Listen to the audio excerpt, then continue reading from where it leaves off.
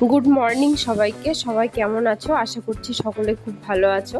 আর সকাল থেকে আমাদের বাড়ির পাশের জমিটার বেশ কাজের ব্যস্ততা। ট্রাক্টরের মাটির গন্ধে দেখো চারপাশটা ভরে গেছে। তোমাদের দাদা ভাই ট্রাক্টর নিয়ে জমি চাষ করতে নেমেছে। ট্রাক্টর চলার শব্দে পুরো গ্রাম যেন জেগে উঠেছে। মাটিগুলো উল্টে নরম হয়ে যাচ্ছে, দেখে খুব ভালো লাগছিল। বাবা ট্রাক্টরের পিছনে মই লাগিয়ে তার উপর বসে আছে, যেন জমির সব মাটি সুন্দর করে সমান করা যায়। বাবার মুখে কাজের আনন্দ স্পষ্ট বোঝা যাচ্ছিল। আর এদিকে আমার ছোট ভাস্তা কিছুতেই পিছু ছাড়ছে না, মানে আমার জায়ের ছেলে। সে বারবার বলছে আমি ট্রাক্টরে চড়বো। সবাই তাকে বুঝিয়ে বললেও তার জেদ কমছে না। কখনো দাদা ভাইয়ের দিকে তাকাচ্ছে, আবার কখনো কখনো বাবার দিকে হাত নাড়ছে।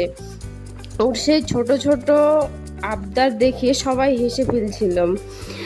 আমরা সবাই জমির পাশে দাঁড়িয়ে পুরো কাজটা দেখছিলাম। গ্রামের খোলা হাওয়া, মাটির গন্ধ আর পরিবারের একসঙ্গে কাটানো সেই মুহূর্তগুলো সত্যিই খুব সুন্দর। এমন ছোট ছোট আনন্দে গ্রামের জীবনের আসল সুখ লুকিয়ে থাকে।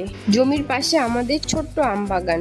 কাজ দেখতে দেখতে হঠাৎ মনে হলো একটা কাঁচা আম পাড়া যাক। তারপর আম পেড়ে নিয়ে কাঁচা লঙ্কা আর সর্ষের তেল লবণ দিয়ে মাখিয়ে সবাই মিলে খেলাম। গরমে এই টক ঝাল আম মাখা খেতে সত্যিই দারুণ লাগে। গ্রামের খোলা হাওয়ায় দাঁড়িয়ে এমন ছোট ছোট মুহূর্তগুলো খুব আনন্দ দেয়। ভিডিওটা দেখার জন্য সবাইকে অসংখ্য ধন্যবাদ।